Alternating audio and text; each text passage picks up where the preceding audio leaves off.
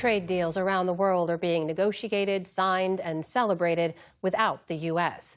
Leaders are looking to other sources of economic partnership as turbulent tariff policies, harsh rhetoric, and unpredictable social media posts from President Trump push allies to the edge.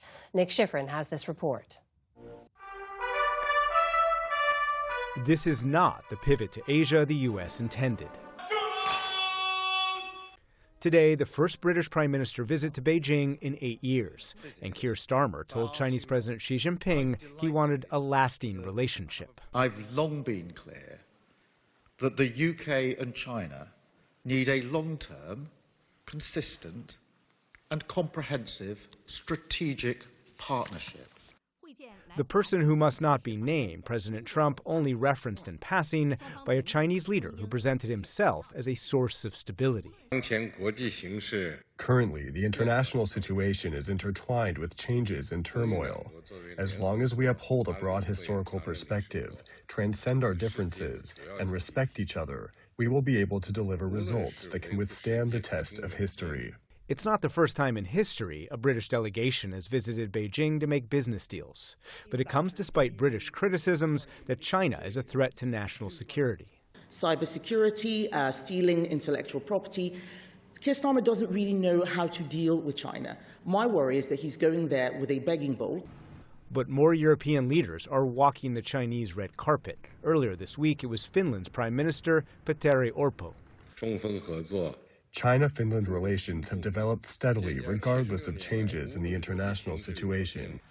Those changes have pushed Europe into Asia's arms. We did it. We delivered the mother of all deals. This week, the European Union and India finalized a deal that represents a third of global trade. And today, Europe upgraded its ties with Vietnam, as European Council President Antonio Costa warned of changing tides. At a moment when international rules-based order is under threat from multiple sides, we need to start to stand side by side as reliable and predictable partners. We've helped them for so many years. We've never gotten anything. It was only last week that President Trump proved himself unpredictable over Danish territory Greenland and disparaged the very concept of NATO's collective defense. And all we're asking for is to get Greenland, including right title and ownership, because you need the ownership to defend it. You can't defend it on a lease. The European response has been visceral.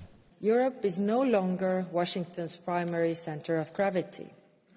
The shift has been ongoing for a while.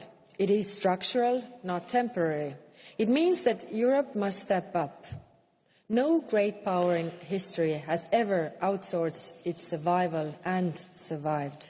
We are in the midst of a rupture, not a transition. Western doubt in the U.S., most publicly expressed by Canadian Prime Minister Mark Carney, who recently made his own automotive trade deal in Beijing despite a threat from President Trump. Le monde a changé. The world has changed. Washington has changed. Almost nothing is normal in the United States at the moment. That is the truth. But Canada and Europe still rely on the U.S. for security, natural gas and oil, and the trading relationship is worth more than $5 trillion, all of which pointed out this week by NATO Secretary General Mark Rutte. If anyone thinks here, again, that the European Union or Europe as a whole can defend itself without the US, keep on dreaming. You can't. In that scenario, you would lose the ultimate guarantor of our freedom, which is the US nuclear umbrella. Good luck. The hard reality of Europe's present, but they're considering a more independent future, thanks to doubts sowed by President Trump. For the PBS NewsHour, I'm Nick Schifrin. Support journalism you trust. Support PBS News. Donate now, or even better, start a monthly contribution today.